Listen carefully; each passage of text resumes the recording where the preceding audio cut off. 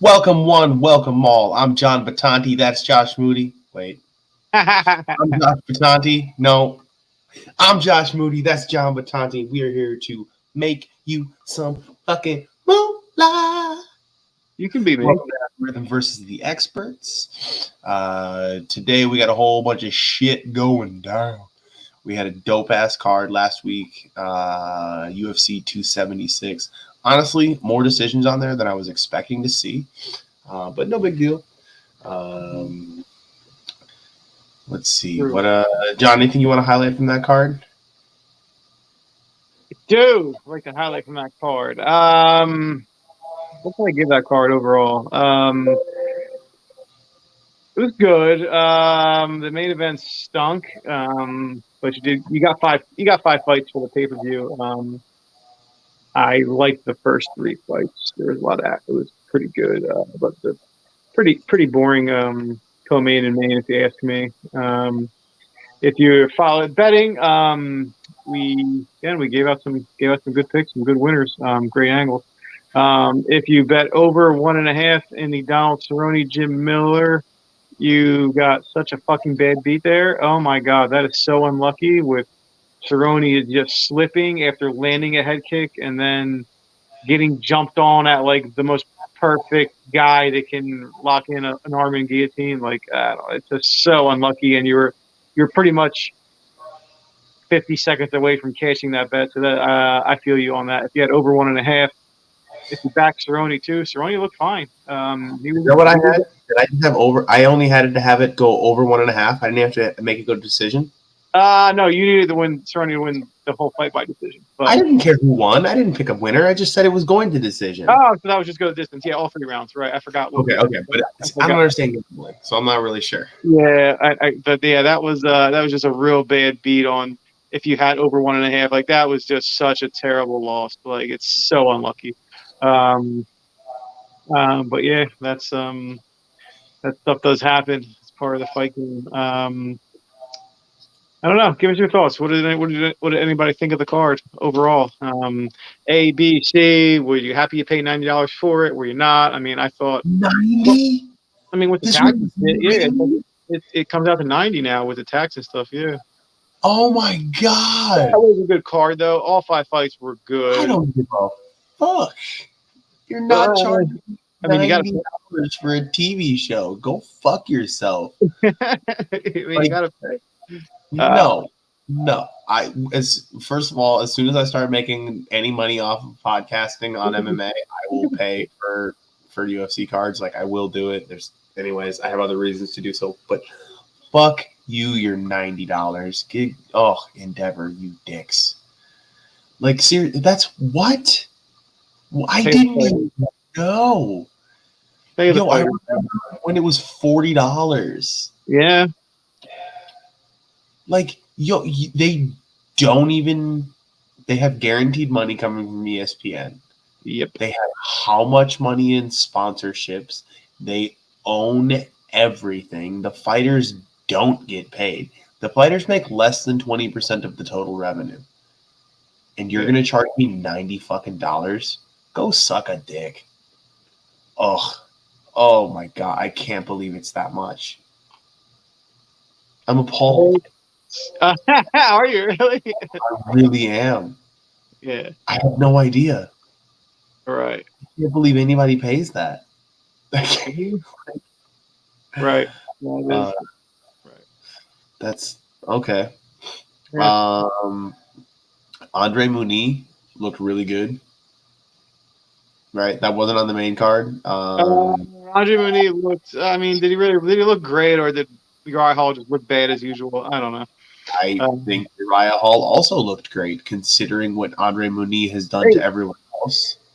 Great. How was that great?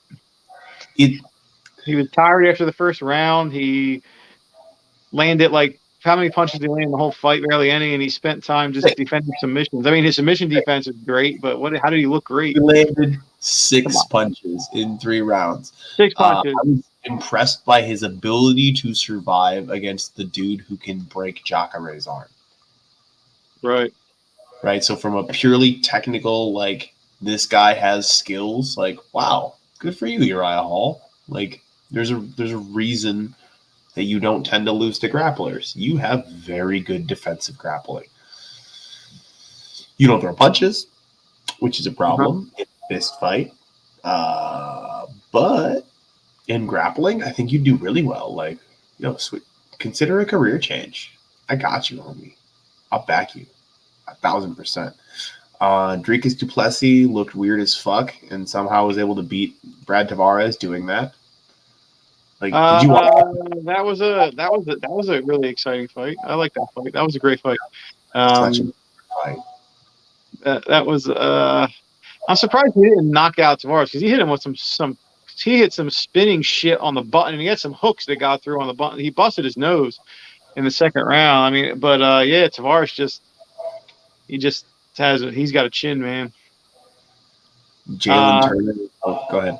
Dricus. Terrible fight IQ in the first round with those takedowns. Like, what was he doing? I don't. That's something for the future. Like, yeah, that was really dumb. But it didn't work out to bite. Yeah, Jalen Turner looked amazing. Yeah, I didn't think he'd make it look that easy, but yeah, he fucking crushed him. Yeah. I thought for sure that Tavares was going to have this. I thought he was just going to be the wily old veteran and the weird, erratic, like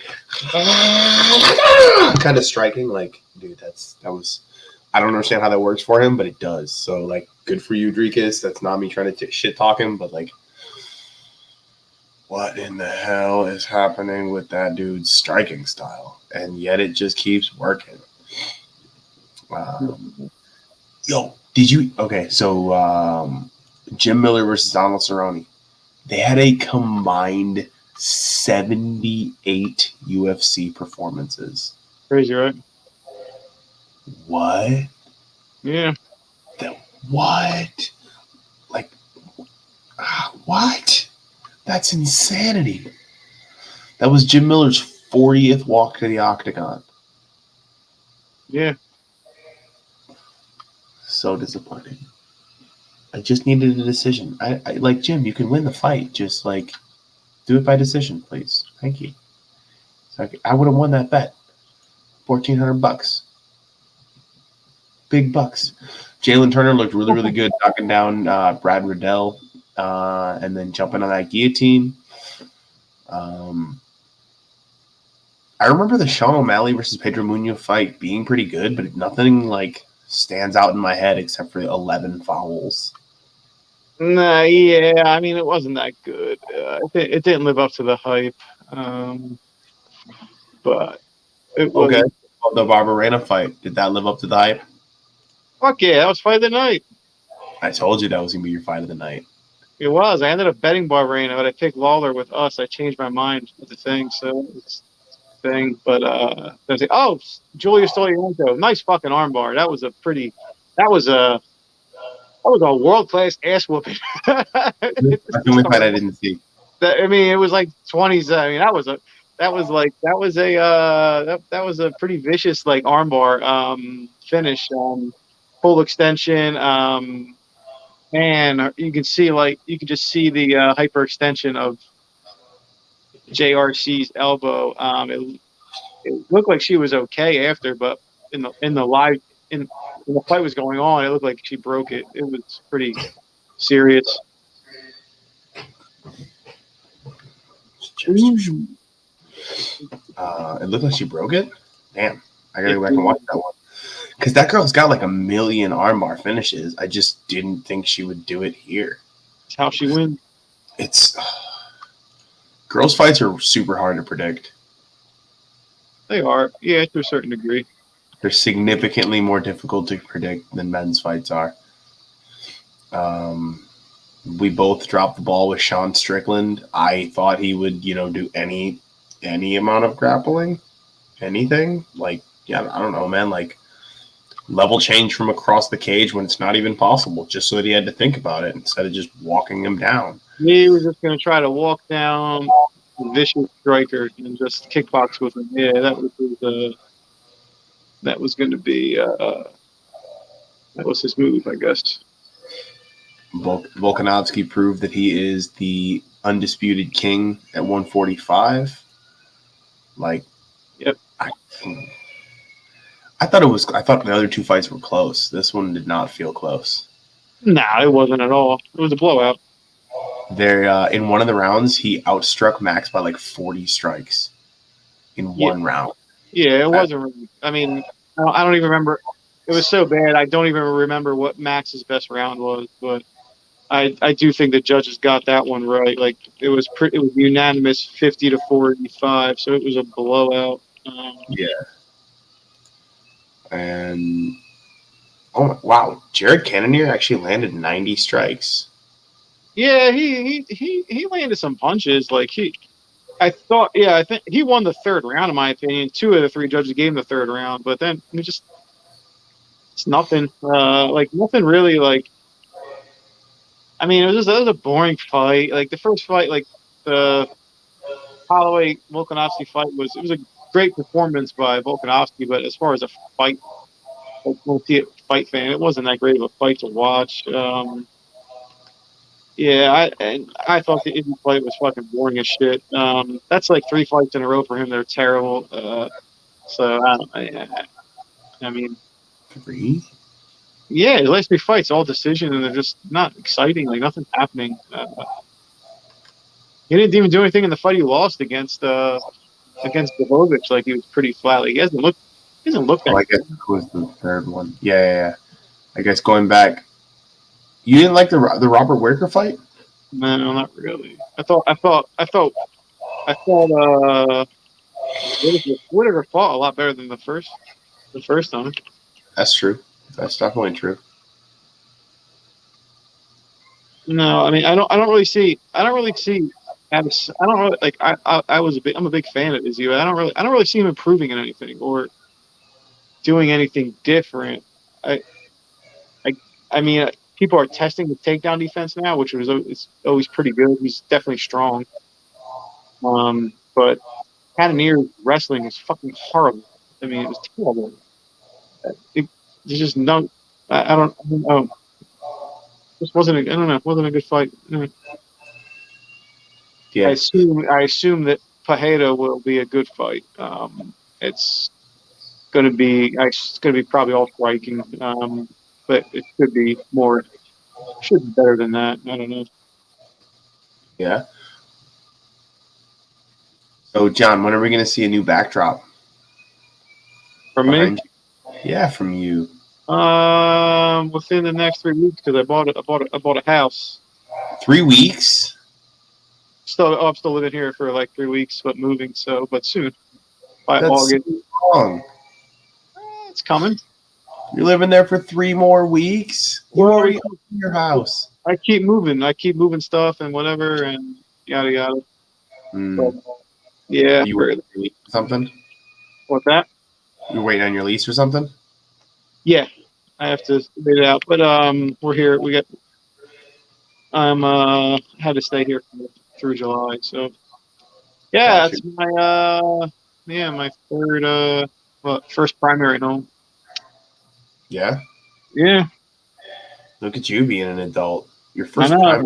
You have like investment properties, right? Yeah, investment properties, but I never bought like a primary home. Gotcha. I guess I had to buy at some point. I'm old as fuck. I have a 38 child. years old, about to do his first jiu-jitsu tournament. Oh snap! True. I am going to do. I'm doing a BJJ tournament. Doing it Saturday. Torn meniscus and all. I'm fucking doing it. Torn meniscus. Do a bunch of your guys coming from your gym? No.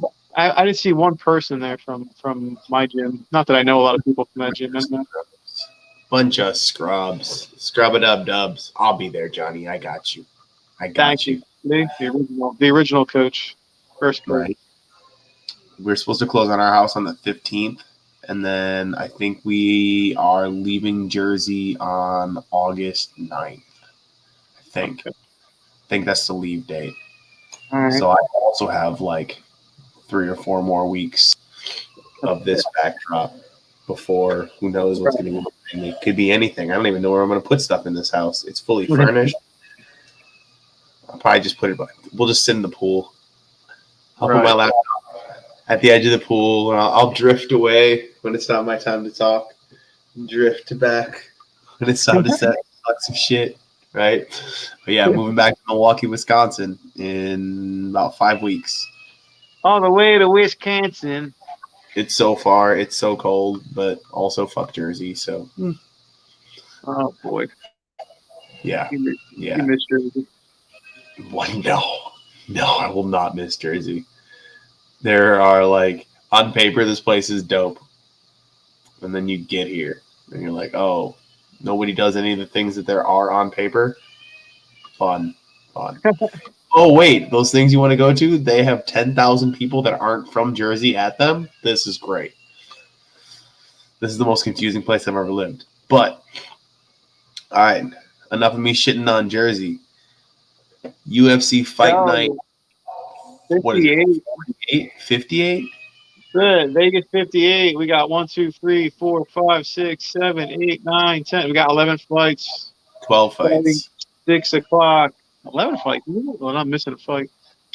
Let me check. Am I missing a fight or are there 11 fights?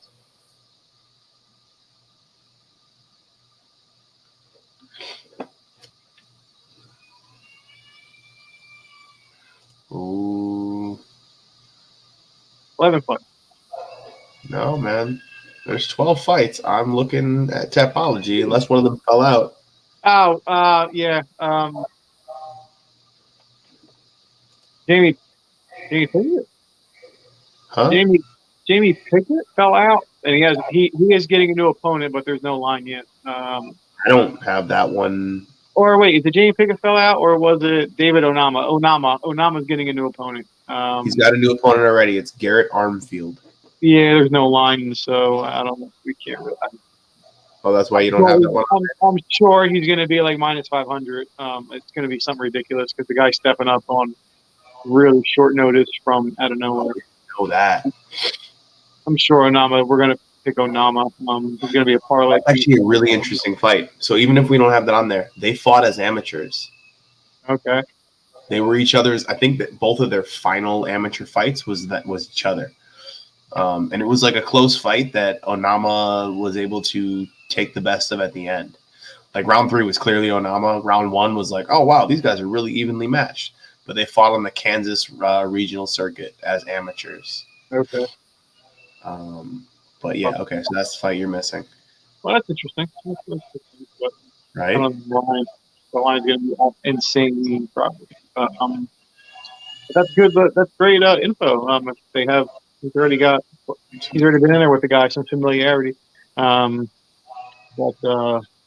Hey, let's get to it. Let's get something about this card. We have first fight, Ronnie Lawrence against, I don't know how to say his name. I know Kakramanov. I don't know his first name.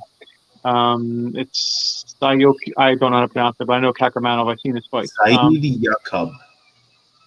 I'm still not going to try it. This is going to be some action though to start off. Both guys have the same kind of style. Push a fast pace, throw strikes, grapple heavy.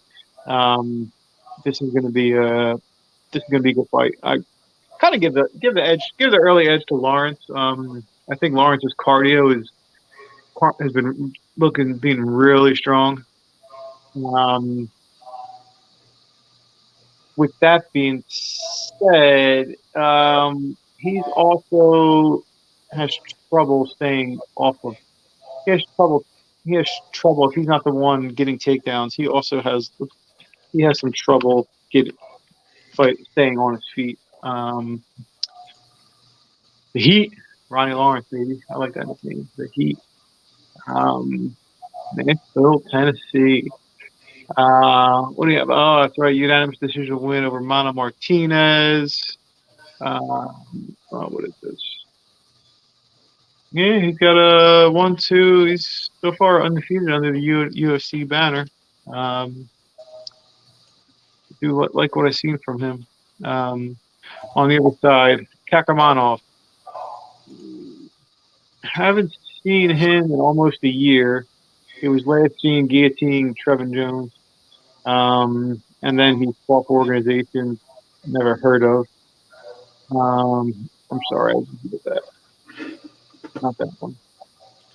Well, Askar, Trevor Jones, Georgi Kudukashvili, who he's in Bellator now. He went the distance with Umar Nurmagomedov.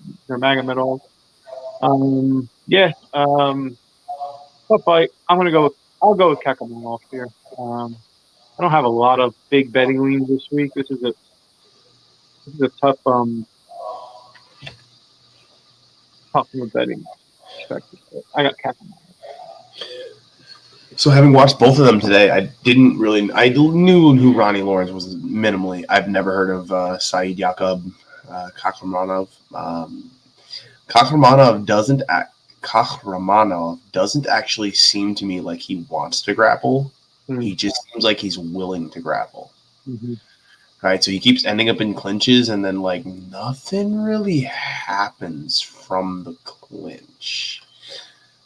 He's not a guy who really seems to be going for a bunch of takedowns. I mean, he does have takedowns in his one UFC fight. He attempted 7 takedowns, but like it wasn't like they were like he was initiating. It wasn't like he was initiating grappling a bunch. It was more like they would collide, and he's like, "Oh, we're stuck to each other. Like, cool, yeah, I like being stuck to you. Let's keep hugging."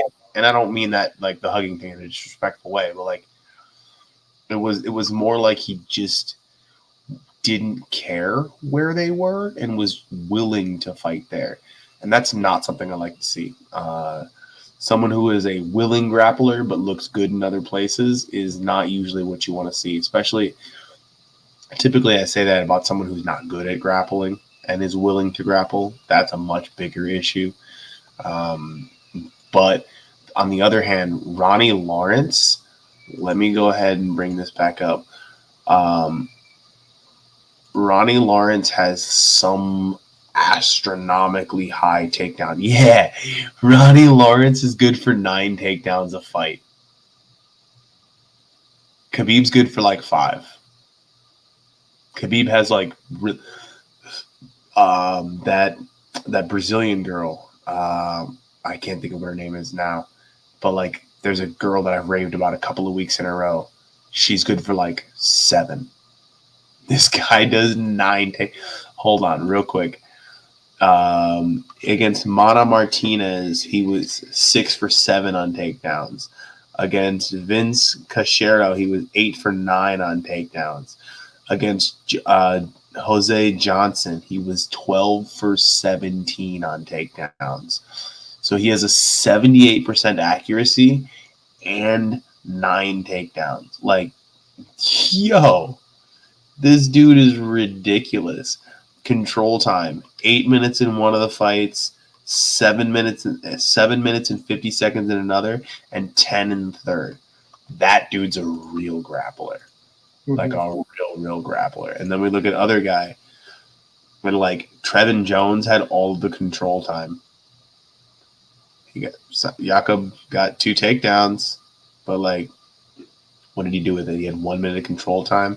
Well, I guess he tried 4 submissions. Seems like he tried those off of his back. I didn't actually finish that fight.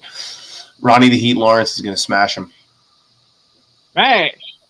Smash. Yeah, I mean, that's a great pick if you think because that line is close. It's pretty much a pick 'em. So jump on Ronnie Lawrence. You get a great price if he's going to smash. I like it. All right. And then Kennedy and Checklu versus Carl Robeson. Wow. What a fight of disappointing paths. And Checklu, known for being really lower volume, really sluggish starts, very tough to finish, and then he will just stomp on your grave when you gas yourself out trying to finish him and just pound you out of there.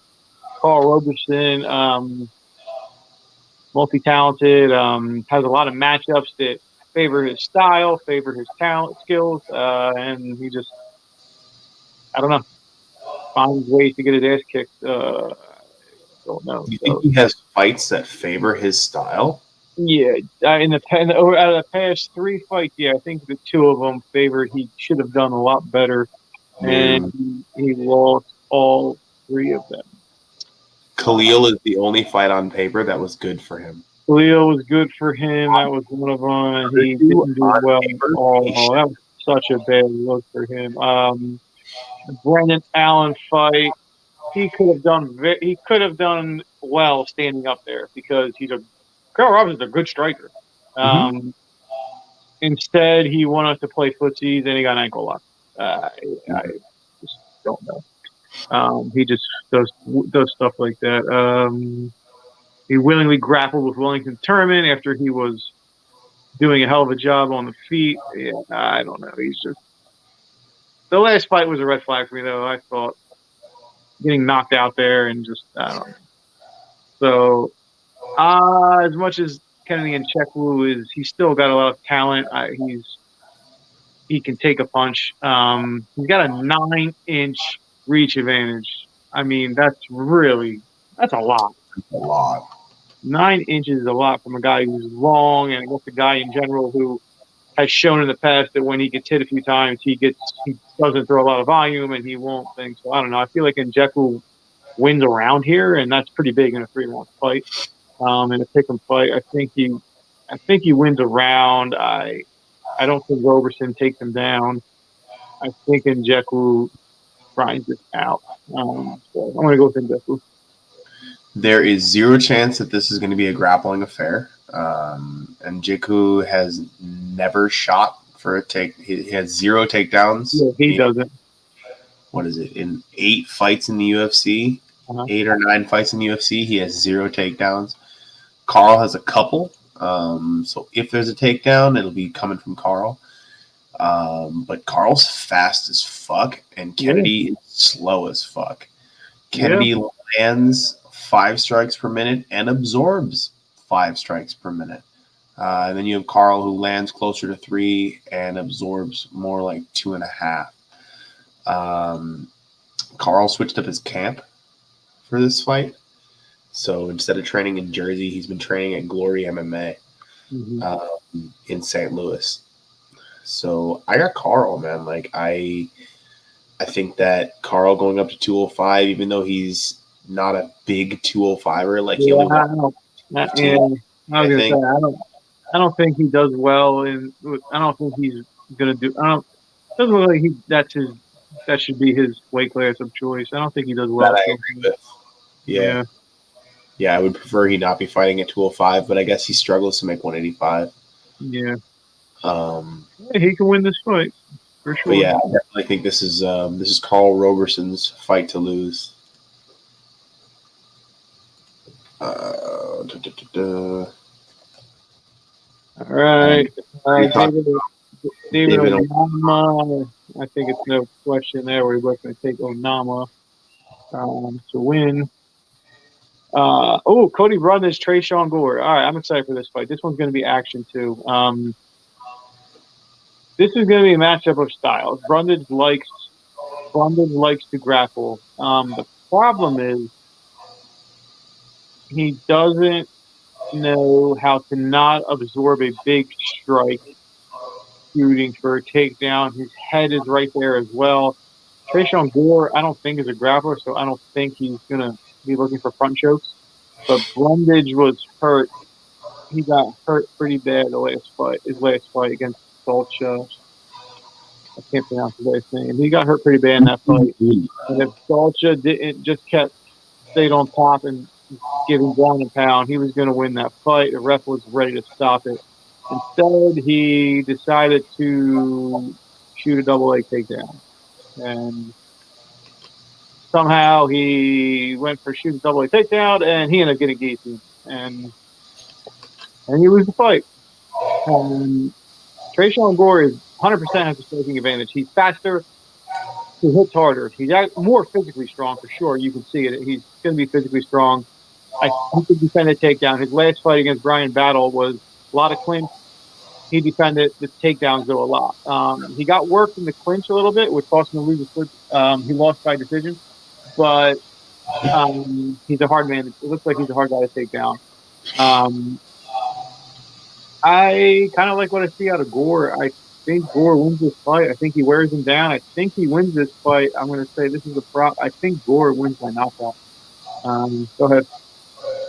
Yeah, I also like The first betting fight I like. I like Trayshawn Gore for this fight as well. I don't know a ton about him, but actually, when I think about which one of these is more of a grappler, I think Trayshawn Gore is the better grappler here.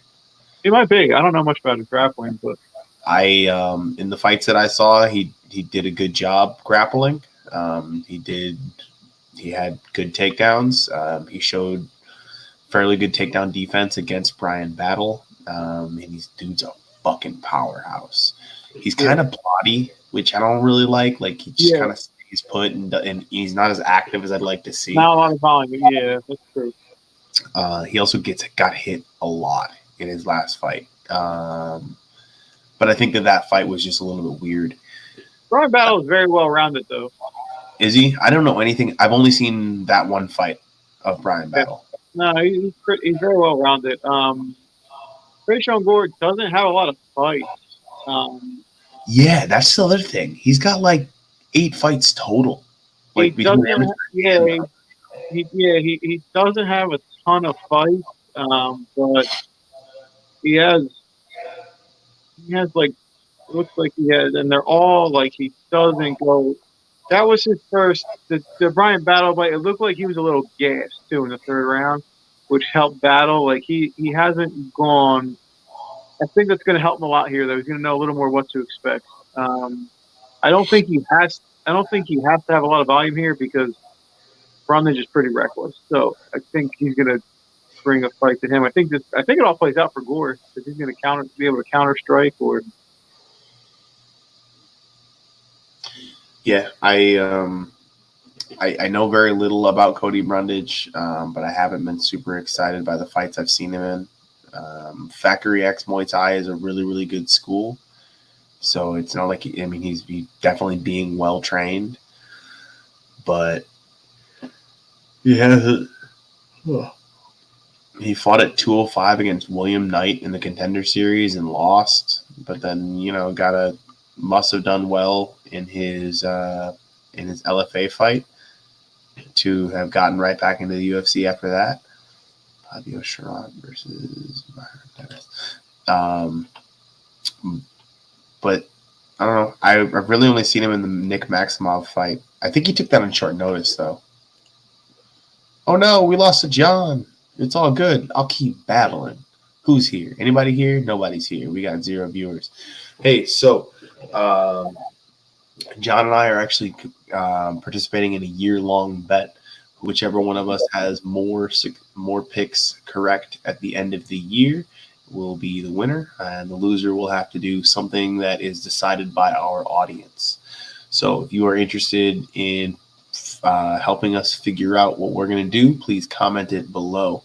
I should have said this earlier, but please remember to like, share, comment, and subscribe, guys. It goes a long way to helping us be found by other people. Pretty soon we'll start getting to other platforms other than just YouTube and Facebook. And the more you can share this, the more you can rate this, the more you can subscribe, the more helpful it will be to us. Maybe you'll get us out of our real jobs. Not that I have a real job, but like Sean's got a job. Welcome back, Johnny. All right, so you got Cody Brundage then? Or no, you said you had Gore. We both picked Gore. Who's our next fight? Yeah, Antonina Shevchenko versus Courtney Casey. I'm not going to spend much time on this fight. I got Antonina here. Antonina is completely lost off her back. I don't think Courtney Casey is the one that's going to take her down. Courtney Casey doesn't go for takedowns. Can she? Sure. But that's not really her game plan. Usually she likes to strike. Nope. Can't do it. Nope. She has a 7% takedown accuracy. 27% takedown accuracy. Yeah, I think this fight plays out pretty well for Antonina. Not that she's good, but we'll see. I think Antonina should get the win. Go ahead. What do you think? Courtney Casey loses almost every single time she gets taken down. Antonina has takedowns in her back pocket, but does she? Oh, snap. Oh, my God. How great would that be? I'm assuming that this is going to be the second most uninteresting fight on the card, right? But Yeah, like Antonita hits a little bit more than she gets hit. So does Courtney Casey. But like, do people finish Antonina? Oh my God! Casey O'Neill finished her. yeah. Who else finished her? That's the only person who finished her by strikes. And then she gets submitted. Yeah, I don't think Courtney Casey knows what takedowns are. Yeah. Got 38% takedown defense and 27% takedown offense. Like I think she But just don't. I mean, no one. You should. I wouldn't advise anyone. Don't run to the window to bet Anthony at minus 200. It's just a pass. Like, fuck this. Forget that just fight. Yeah. just pass. She's Uh, minus 200. yeah. Oh God, yeah, it shouldn't. It should be way closer than that. Don't bet on this Yeah. fight. It's going to be close. So, yeah. So if you're gonna, if you just 1-800 gambling problem, just Courtney Casey or pick the dog and hope she wins. I wanted her gambling problem. Yeah. Just say if you need something. All right, Ricky, Pretty Ricky Tercios, and Imen Zahab. Where's he been, Zahabi? He barely ever fights. Like since the beginning of his career, he almost never fights. Where the fuck you been? Ayman Zahabi. Well, I think he got injured for a little bit, but like, yo, he's been fighting since 2010. Fought once in 2010, once in 2011, once in 2012. Didn't fight 2013. Twice 2014. Twice 15. Once 16. Twice 17. No 18. Once 19. No 20. Once 21. And this is his first fight in 2022. Got two fights in the last 5 years on him. Yeah. Holy shit. He's one of Ricardo Ramos' spinning elbow victims. That happens a lot, I guess. Vince Morales lost. Draco Rodriguez knocked out Draco Contender Series. Yeah. I like Ricky Tercios. The style, he's exciting. The problem is he likes to get hit. His chin is his kind of his fail-safe. Like he trusts his chin a lot. One day that's going to bite him in the ass. I don't think that's going to happen here. I think he's going to be able to push the pace. I think he's going to win this fight. I don't think Zahabi's going to be the guy. But again, it's you think he can finish the hobby?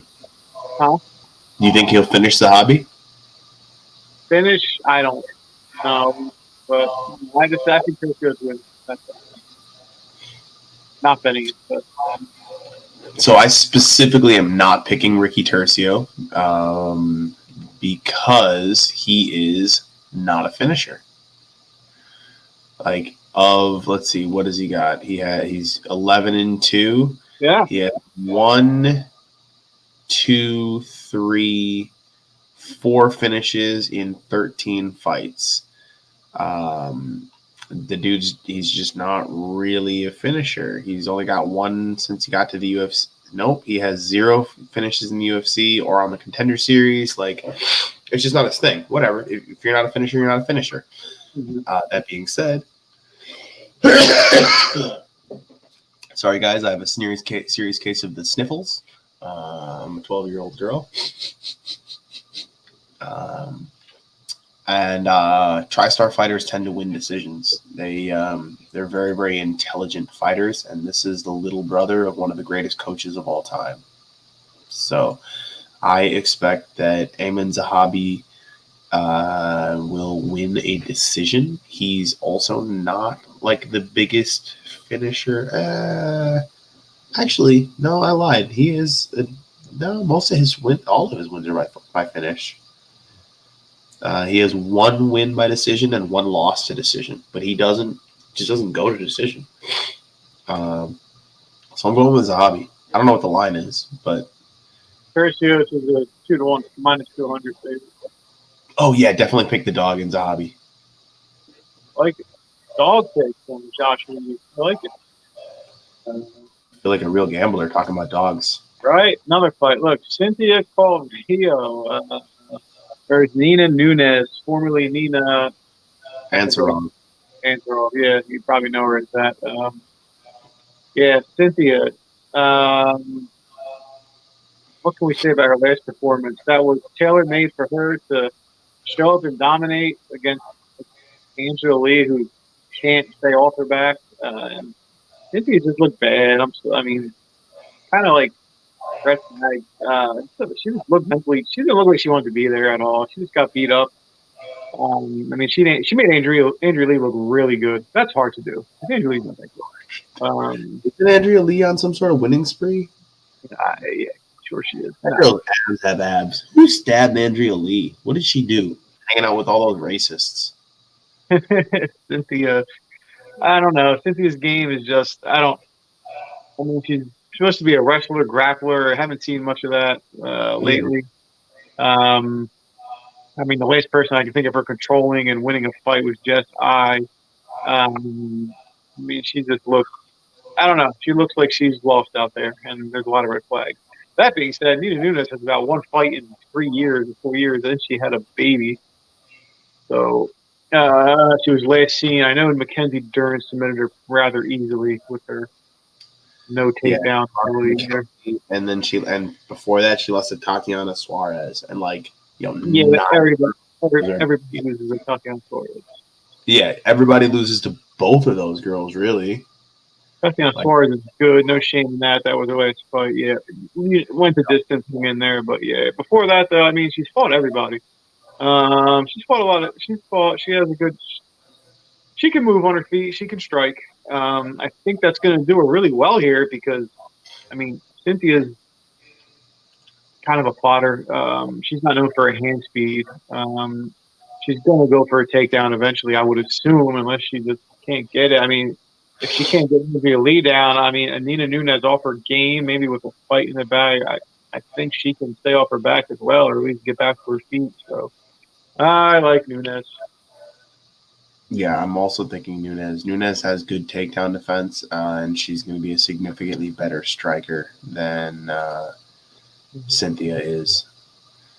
If Cynthia had continued to develop a style around the skills she had showed up with, being grappling, I think she would have done a lot better than she has, diverting away from her grappling and becoming a striker. And when she shows up to fight now, that's what she is, a striker who knows what a takedown is rather than a grappler who can strike well. So, Nina Nunes. Oh, and she doesn't tend to lose to strikers. Nina Nunes does not tend to lose to strikers. Her losses are pretty much only to grapplers, and Cynthia doesn't want to grapple anymore. I don't know if she does. And we can't find out. So, again, not betting this fight, but. All right, moving on. This one could be a banger. Jamie Mullarkey and Michael Johnson. So, in no way, shape, or form should Jamie Mullarkey be a minus 250 favorite in this fight, in my opinion. What the fuck is Jamie Mullarkey against Michael Johnson's a dangerous man still, isn't he? Is that a big favorite? Mullarkey, pretty big. 250, not huge, but it's just big. I don't think Jamie Mullarkey's ever been a favorite, let alone a minus 250 favorite. Okay. Yeah. So Mullarkey last year getting knocked out by Jalen Turner. No big deal, survived some shots in the first round. Has a chin. Eventually, he got knocked out. But before that, though, he turned the tide. He lost the round one to Devontae Smith, and Devontae Smith kind of quit in there. Got tired. He got knocked out. Then he upset Kama Worthy with a big knockout. His other fights before that, which make me question, he decision loss against Faris Diam, decision loss against Brad Riddell. Brad Riddell is a good striker. Michael Johnson's a really good striker. The way you beat Michael Johnson is get him down.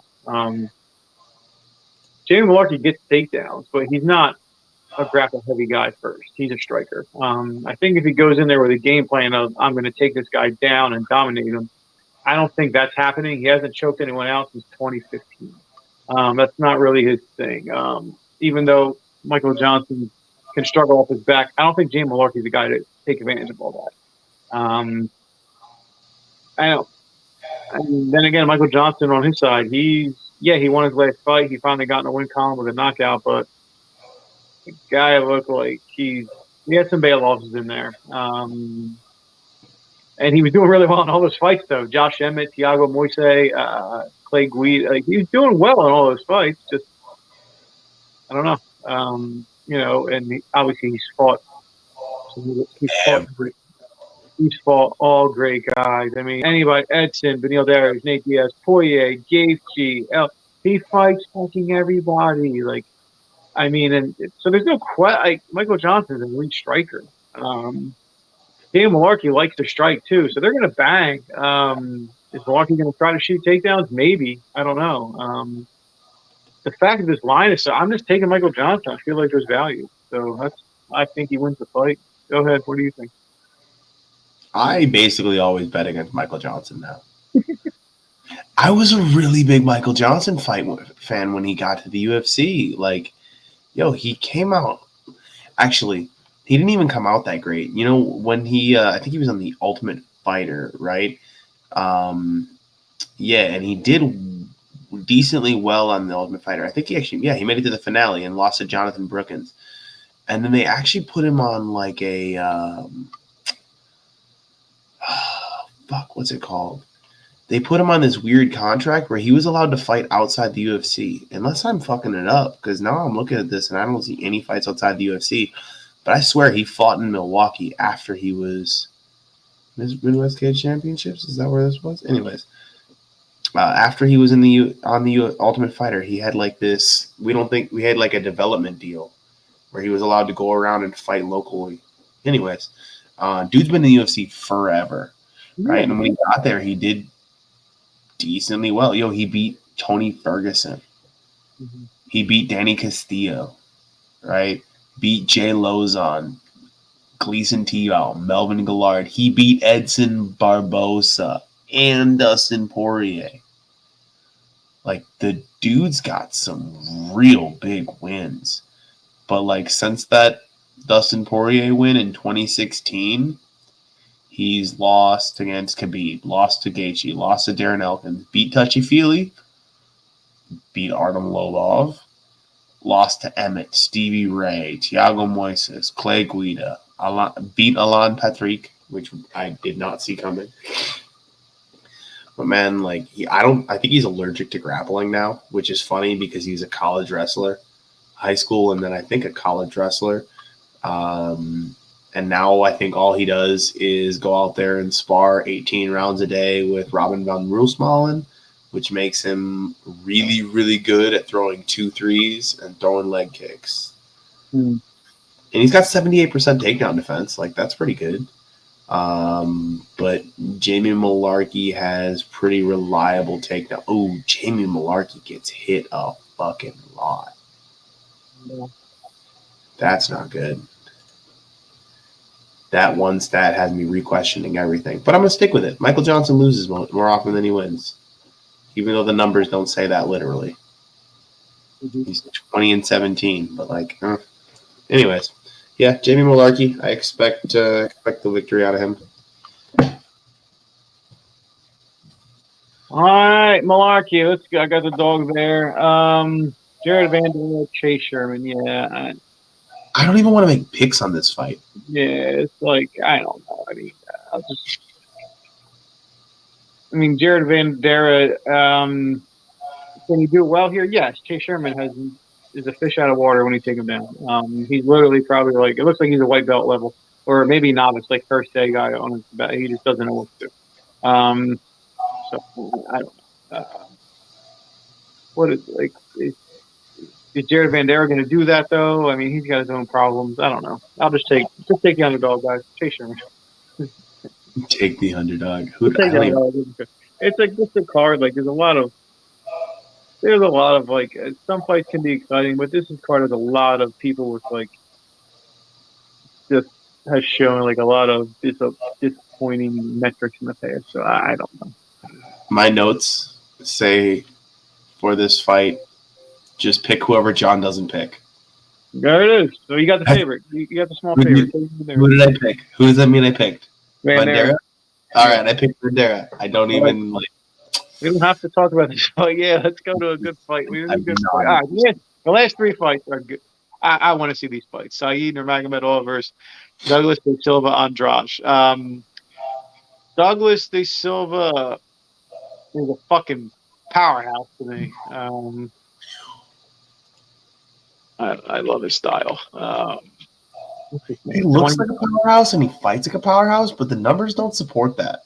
Oh, they're bantamweights. They're not big guys. That's all right. They don't have to kill everybody. He's 24-4. Yeah, Peter Yan put it on him. I remember that. Got caught in a guillotine against Rob Font. I remember that loss. Other than that, I think he's the last man to beat Marlon Vera. Unanimously, I think that's the last loss. He beat Henan Barao. Lost the unanimous decision to Lerone Murphy, who's talented, wrestle heavy, I would say.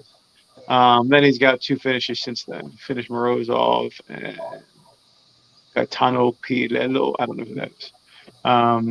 He got fight of the night against Morozov. He's been bouncing around though, bantamweight, featherweight. He does really. It seems like he does well at bantamweight. He's only lost to. He got TKO'd by Peter Yan. Okay, nothing wrong with that.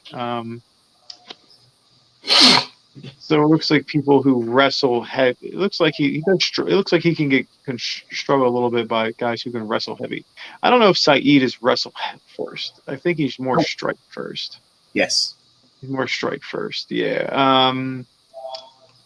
He's done well. I mean, he caught Ricardo Ramos. Yeah, he caught Ricardo Ramos with a pretty sick knockout. I remember that. Then he lost to Ione Barcelos, which at that time wasn't a big deal, but knocked out Mark Striegel. Then he's got 2 under a minute finishes. Cody Stamann with a guillotine. Yeah, I don't see that much out of him. Like he hasn't. I don't see like the. I don't know. I think this fight might go. It's gonna go a little bit. It might go distance because I don't think this Nurmagomedov is that big of a finisher in general. I like Silva. I like De Silva here for the upset. I'm gonna go with Silva. I know I think Saeed's. I think there's a lot of big false favorites. There's a lot of false gods on this card. I don't know. I would just say bet the dog. I think you should bet underdogs in this card. And outside of we really like Trayshawn Gore. Stay away from the Onama fight. But I don't know. I like Andrade here. So Douglas Silva de Andrade does not win fights if he cannot land more strikes than you, which seems like, oh yeah, if I hit you more than you hit me, I win, right? But look at the way he fights. He fights like he's going to knock you out with every single shot. Usually guys that hit that hard, they don't need to outland you to win fights because they leave like lasting impressions with their strikes and they change the way that the fight looks. He doesn't. Right? If he loses by even 1 strike, he loses the fight. Like it's 27-35, lost that fight. Where's another one? He got outstruck by Peter Yan 28-76. Oh my god. Yeah. Lerone Murphy outstruck him 48-39, right? So that's one stat.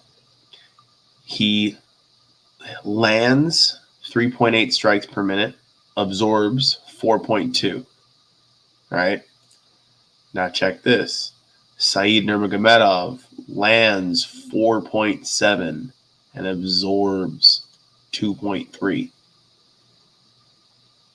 Dude doesn't get hit.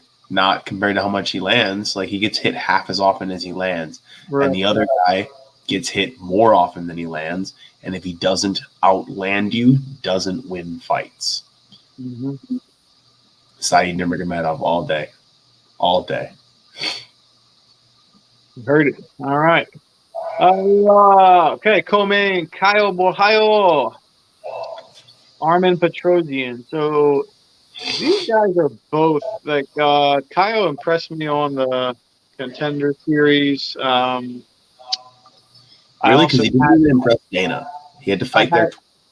yeah he did. I mean, his fight IQ though, he shut down a guy who was a CFFC champ who was wrestle heavy, and he did really well in that fight. Really, Aaron Jeffrey shut him down and win the fight unanimously. I mean, he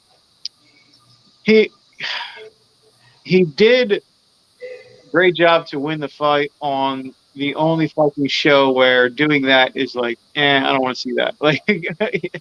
Like you want to see knockouts in action. So then he got brought back.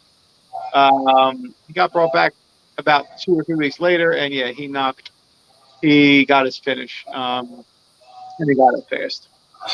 Um, that being said, I did like him in his latest matchup to win a fight. Um, however, he also showed a little bit of low volume, poor fight IQ. He should have got a point taken away. He was definitely grabbing the fence twice, and he got warned, and he didn't lose a point there, and he got a technical decision win. So as much as I was impressed with his other stuff, the last fight, I was like, I don't know if I really like that.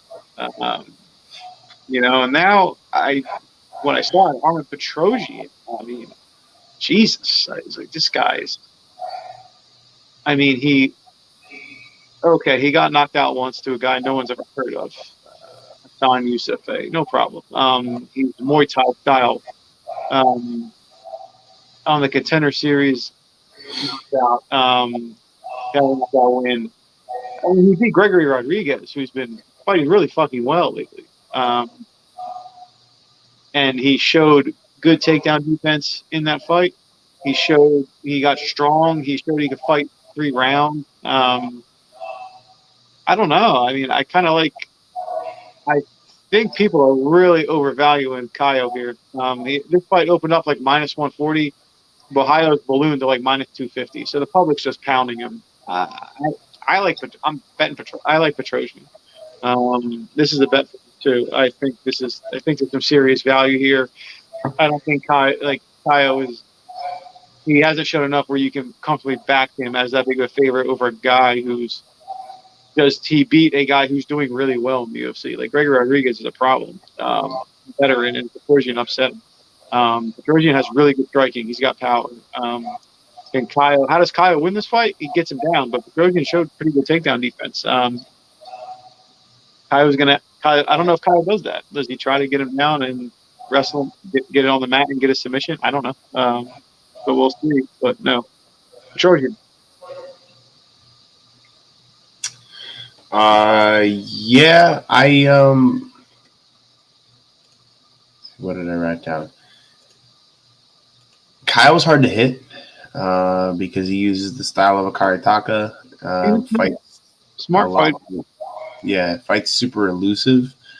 But in the little bit of fighting I've seen out of him, I'm not super impressed. The things that I do like about him is he doesn't get hit, right? Lands 3.6, absorbs 1.7, but Armin lands 7.5 and absorbs 3.4. I think that the work rate, I think that unless Kyle can slow this fight down to like a snail's pace, I don't think he's going to be able to keep up with the work rate of Armin Petrosian. And other than that, I don't know fuck all about these two dudes. So that's the end of my analysis. Armin, for the win. Wow, we both like. That's a good size underdog that we're giving out. Hopefully he shows up to fight. Let's see what happens. All right, main event. RDA against Rafael Fiziev. Another one. This line opened up about minus 150 for Fiziev, and now he's about minus 200, minus 220 for Fiziev. And the public's just falling in love with. I mean, I have RDA. I'm betting RDA in this fight.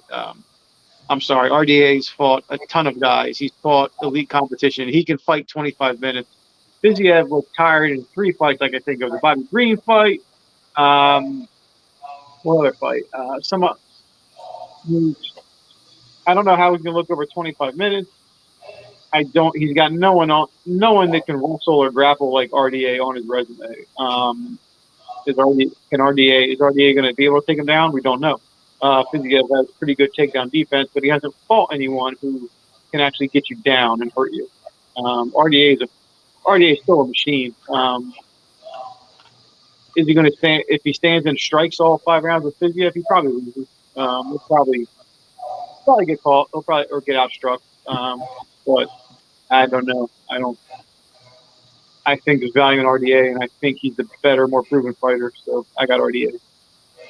RDA is an excellent pressure fighter, and RDA only loses to people who can out wrestle him, almost exclusively. Yeah, exactly. Right. Like the only fight that I'm seeing here, like, all right, Leon Edwards didn't strictly out wrestle him, but like he won in the clinch. And then Tony Ferguson outworked him, drowned him, and I think probably out grappled him a little bit too, but that was probably more of a striking affair. Eddie Alvarez knocked him out, whatever. Khabib out grappled him. Gleason Tebow is a good grappler. Clay Guida, great grappler. I mean, I'm just not going to bother going back before 2010 when he was still in the UFC. But Tyson, right? But like, oh my god, dude, RDA was in the UFC when I was in high school. Yeah. Fuck. Yeah, RDA almost exclusively only loses to people who can out wrestle him, and that's not Fiziev. Fiziev is not going to out clinch RDA. RDA is going to force clinches on him. RDA is going to press him back to the wall where he does a lot of his best work.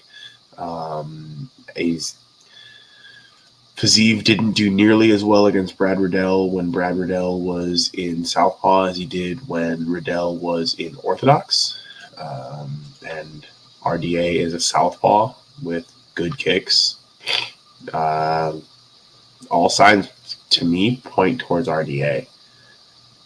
Yeah, I think RDA looked really good against White. He hasn't had a fight in a long time against Renato Moicano stepped up. He looked good in that fight, and I think the time off has done him well. He looked good. He looked sharp in that fight. He didn't get the finish, but he dominated the Felder fight too. I remember he dominated that fight pretty much. I don't know how one judge gave that fight to Felder. Felder was not in that fight. So I think the return to lightweight and the time out of the octagon are actually beneficial to a guy like him because he already has the experience. I think that rest does him well. I think he's going to be the smaller. I think he's going to be at a reach disadvantage. Really? With the legs and hands. I don't know how big it is though. If it's a strange show. 70-inch reach to a 71.5-inch reach. Yeah. Their heights are the same, so a 1.5-inch reach is basically the same reach. Yeah. RDA all day for the upset. I think whatever. Even if he loses the first round, it's okay. If he loses the first round, I think he'll start when he gets the rounds. I think he's got a serious advantage of if he can get takedowns around 3, 4, 5. I think he'll be able to do a lot of good work there. And he might even be able to finish this fight. So yeah, RDA. Ooh, that's it. That's it. That is it. Anyway, if you watch this video, you have any questions, please hit us up, comments.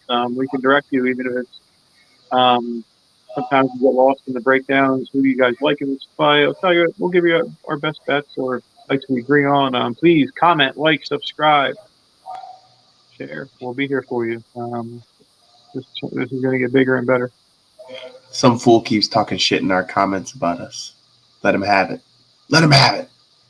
Wait, I don't even see. I don't even know if I can see comments. Where are they? It was on YouTube. Oh, on the actual, not on this chat, live chat, just in the comments. Oh yeah, no, nobody comments on this thing while we're doing it. No. I mean, people do watch it live, but not nearly as many watch it after the fact, which is fine. I don't care about it being live. Anyways, tell a friend to tell a friend. I'm gonna keep the same grin whether I lose or win. That's not true. I'm gonna be super salty if John beats me. This time and every time, thank you for being here. Toodaloo, motherfuckers.